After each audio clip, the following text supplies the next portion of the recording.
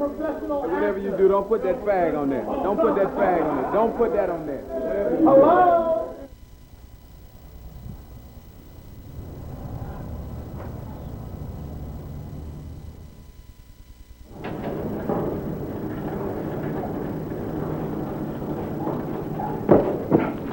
Amazing.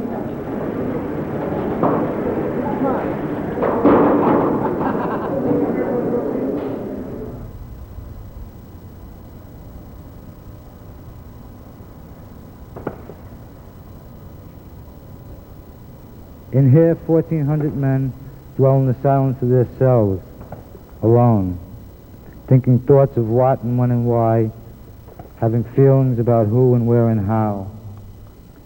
Just like people everywhere, even closer to it in here sometimes. For what are prisons but social metaphors that say we're all imprisoned in unreal ways? And what are walls and bars but physical symbols that those out there impose on those in here? In here, the symbols are visible and real. They are steel and concrete. It's not difficult to see a small cage holding racial antipathy. Antipathy is hatred. A gun tower structured along poverty lines, or a sexist angle on a 30-foot wall. Not difficult at all to see, if you care to look. Look, one day these prisons must be no more, must move along. They're wrong, and the recognition of a wrong means nothing till it becomes the need to amend it. To ignore or fear what is known to be wrong is to give substance to its false existence. To face it and transform it is the only real choice. He went with his gun and he fired once. I fired once and immediately broke to the right. I know I do feel free in writing, as I do with my music. I feel light. I feel happy when I do it, you know. No, it's a joy that I bring to the experience of writing. It's always with me.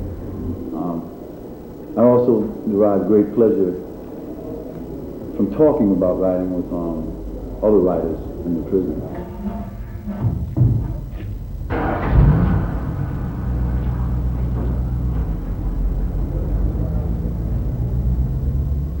Of all the vowels, none sounds quite as sexy as E. Yes, E, when pronounced with slow determination, begins deep in the erotic pocket of desire, where interminable fires burn in orgiastic splendor. Yes, E, the favorite letter of wizards, so indispensable to pornographers, synonymous with the fuck fantasies of Khan, or by the incessant heat bubbling in their manacled erogenous zones. When the moon bears her suntanned cheeks, small E becomes a barrel, capital E, grinning lewdly as it boldly displays its trinity of erection.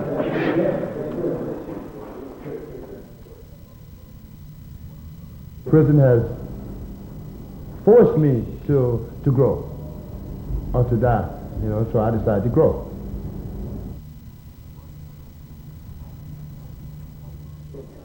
I want you to know, I'd like you to get that in there. I mean, really, I'd like you to get Chuck Culhane across, man. Chuck Culhane doesn't eat in 9 days because he feels committed to the death penalty. I mean, these are things, I mean, you don't like to throw rose petals at yourself, but you got it because you're the only one that's going to know about it. You're the only one who knows about it except for me and guys that are close to you. Get this across. I say, in fact, Chuck, maybe one of you think that, geez, Chuck, you seem to have lost a little weight since I talked to you last. Bing, perfect opening. Yeah, well, I'm on my 9th day of a hunger strike now in opposition to the death penalty. I started the chain fast across the country. Like, get this all out, man.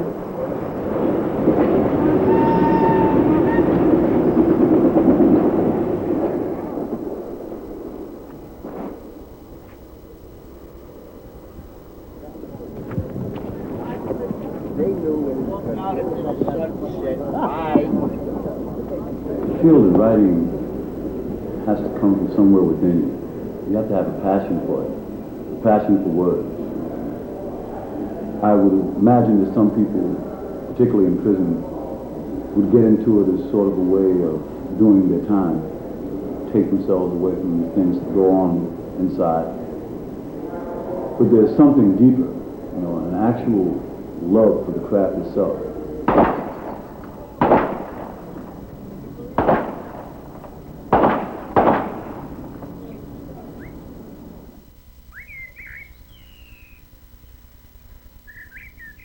It gives you a chance to express yourself on paper and then look at yourself as a mirror. And some of the things you write, sometimes you can't even understand why you write them. But what happens is it gives you a deeper insight to the internal person that's doing the writing. It shows you how you respond to the negative aspect of the world and the positive aspect of the world. You know, it gives you a chance to get your anger out, even when you're not angry consciously. There's some unconscious anger come out on your writing that gives you a chance to deal with it, with yourself, even more. How do I feel about creativity? Good question, especially being in a prison where there's not too much creativity. It doesn't abound, except for the guys that I know that are kind of creative in their own right. There's creativity going off right there. Those are bullets. You hear the sounds of bullets cracking over there?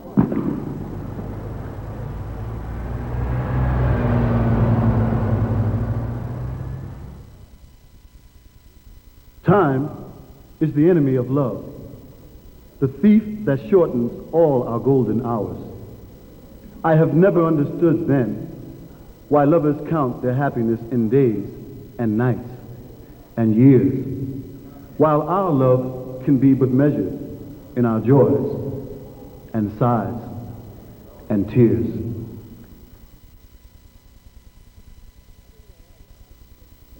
I really don't like it. I don't like the circumstances of it. I don't like why I wrote it. But I wound up in a box, and it was the worst. This is the worst box I've ever been in all the state prisons in the state of New York, all the maximum security prisons. The poem was entitled Sing Sing, 20,000 Years Later. The black hole of life where dwells the beast in dung-stained cages echoes through the night the sickened sound of wailing souls that stab at their existence. Shit-thrown missiles debauch the name of man in tragic comedy while cell gangsters bark from mucous mouths behind their doors that never open. The watchful eye of the keeper drips piss from the kidney of the kept while prison brass proclaim from cushioned seats, "Don't club that inmate, he's too close to home. 1, 2, 3, turn, 1, 2, 3, turn." The miles walked upon this treadmill whose scenery never changes, whose zoo-like clamor travels uninvited through my waterlogged toilet paper earplugs. Alone in my cage, I question a comment heard long ago. The lowest of man is the keeper of man. For he who made that comment never met. For he who made that comment never met the beast in Sing Sing's box. And my sensitivity is picked because I have. Head upon my pillow, I search the concrete sky above my head. Through layers of paint initials scraped in a heart, I smile a good night. A human once was here. Between Rocky and the bullets going off, I don't know which is worse here. You were on death row. Can you explain how you got there?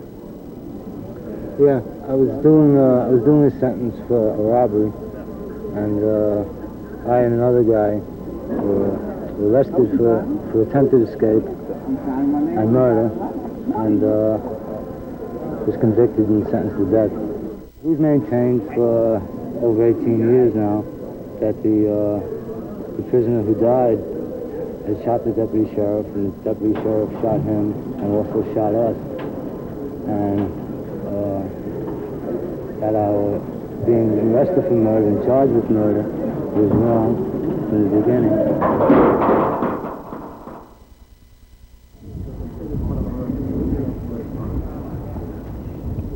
Well, I see the creative processes basically stemming from within.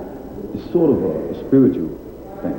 You know, you start from where you are in life, and you look within you, and you try to put together all of these feelings that you have, all of your impressions about life, all of your impressions about who you are in relation to everyone else around you, and you try to impose some kind of order on it.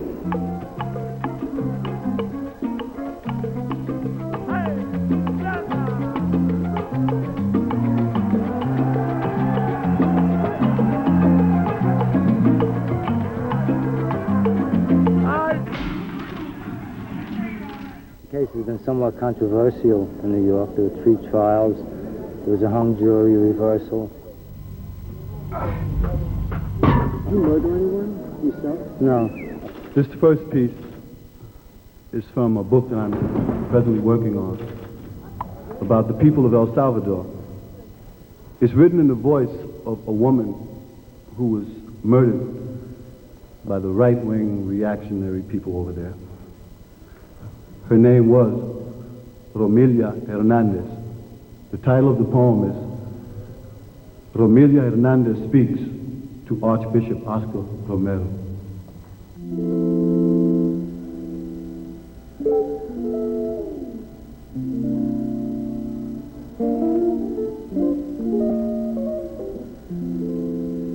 Father, it is so cold here in the earth's belly, and I have never known such darkness. Escuadrón de la Muerte visited Santa Helena like locusts, gorged themselves on the innocent people in the village. Manuela and her 2 daughters were seized, dishonored, miraculously released. But oh, Father, I was not so fortunate. Please forgive them, Father. Forgive them their shameless attempts to stamp out the last shimmering embers of hope. While my people hid in their homes, a great metal bird descended, carried off the soldiers and their anger. The stench of smoke and flesh scattered from the wind of its whirring wings.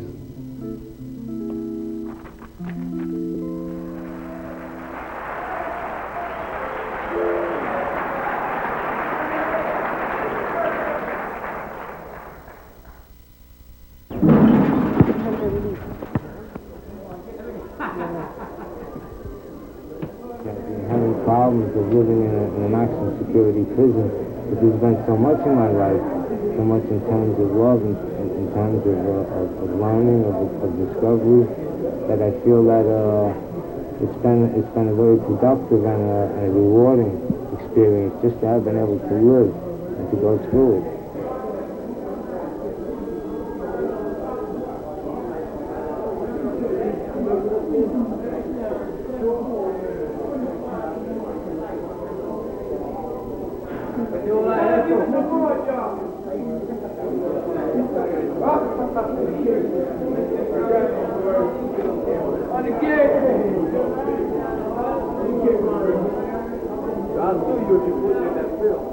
Everyone has his or her own prison. For some people, it's the job. For other people, it's responsibilities that they wouldn't necessarily like to be responsible for.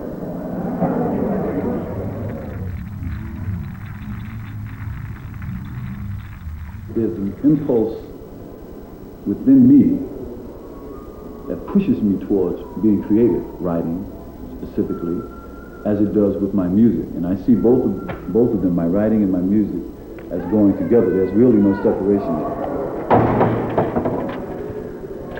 The goddamn cop in the goddamn prison. There is a political dimension implicit in I think all poetry that seeks to communicate cultural and social conditions.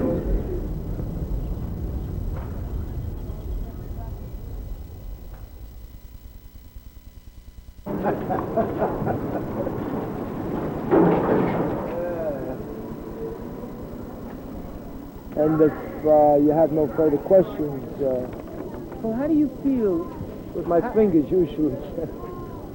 When you write these things, how do you feel about them? I mean, do you get off on it? Yeah, sure I get off on it. I become another person and sometimes. I become another soul, another entity, a different... I'm not Jackie Woozar sitting in the prison cell in Sing Sing because I couldn't identify what's going on thousands of miles away where I've never touched foot on their soil. I don't know anything in their struggle because I've never been part of their struggle. So I feel a great deal that something transcends. I transcend my body and I actually leave. I'm gone. I'm not in the prison cell. And it's very true that high walls and iron bars or however it goes often not a prison mate, because a man can get out of prison whenever he wants if he lets his mind, take him away. You're welcome. You're welcome.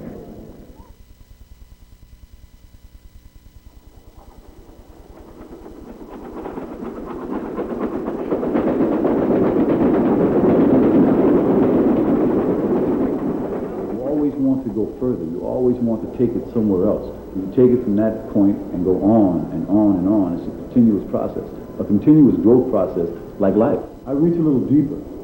I often find myself going into my childhood, my past, when I wasn't in prison, things there are memories there that are deep and rich, and I reach into that world of experience and I write out of that. We are too theoretically moral.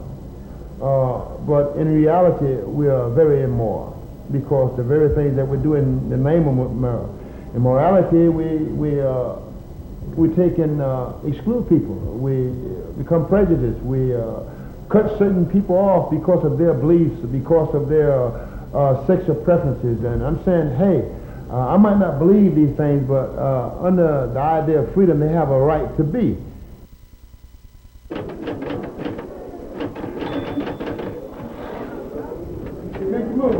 What's this, CBS News? NBC? Channel 2 or what? Prison life doesn't stop what's inside of you, what you grew up with, what you were taught, the principles and values that you were taught growing up. Prison life doesn't do anything, to detract from them. I think by prison life, it only adds to them, because you see so much negativity around you that you refuse to become a part of that negativity. And it only enhances and supports what you are basically as a human being. And I think that's a perfect example in Chuck's case. Well, I came away for armed robbery, so I wasn't innocent to begin with, I was arrested when I was 21. I'm 41 now. That's a long time ago. I was kind of a wild kid when I was younger. But,